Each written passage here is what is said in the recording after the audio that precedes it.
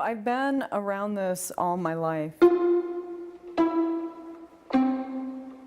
My aunt, who is a famous psychic, she actually saw this ability in me at a very young age. It was probably around 3 years old. And she started working with me and doing small little tests and so forth, to where she made it a game and brought forth this ability, and I would see the adults looking at each other and smiling, and I didn't know what that meant, but what it meant was I was getting things right and had no idea. But it just seemed so natural to me. The first time that I saw an angel in my room, I was like 5 years old. And that was really something. I saw it and it appeared so bright and so beautiful, and it felt like unconditional love. And when I felt it and I saw it, it was really remarkable, and then immediately I got afraid. When that happened, the angel disappeared. And that's when I really realized that angels are full of unconditional love and don't want us to be afraid, but are bringing love and kindness and messages to people. Did it disappear because you sense you're being afraid? Or Yes. Is that what happened? Yeah, that's exactly what happened. As soon as I felt afraid, it disappeared.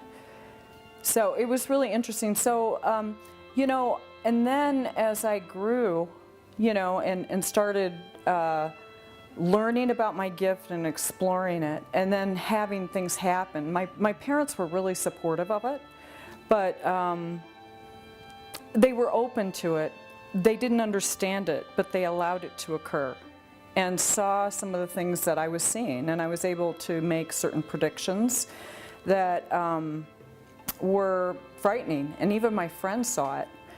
And so then what happened was I kind of shut it down for a little bit because of the fact that I wanted to have some sense of belonging, which I didn't have, doing these things, because it was kind of weird. You know, people, it wasn't accepted. Now you mentioned your aunt being a famous psychic. Yeah. Your mom gifted as well?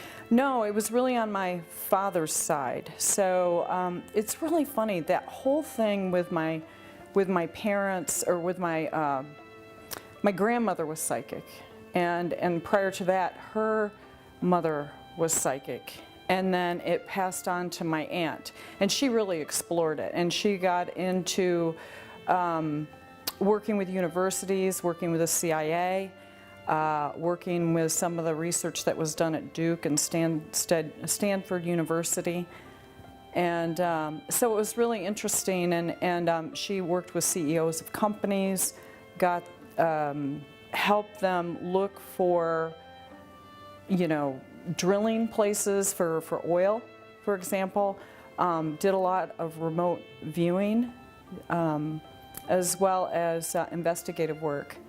And she always worked with me. She always worked with me as far as handing me a picture of somebody that needed healing, and what is your, you know, what sense do you get from this picture? And she would work with me from that place.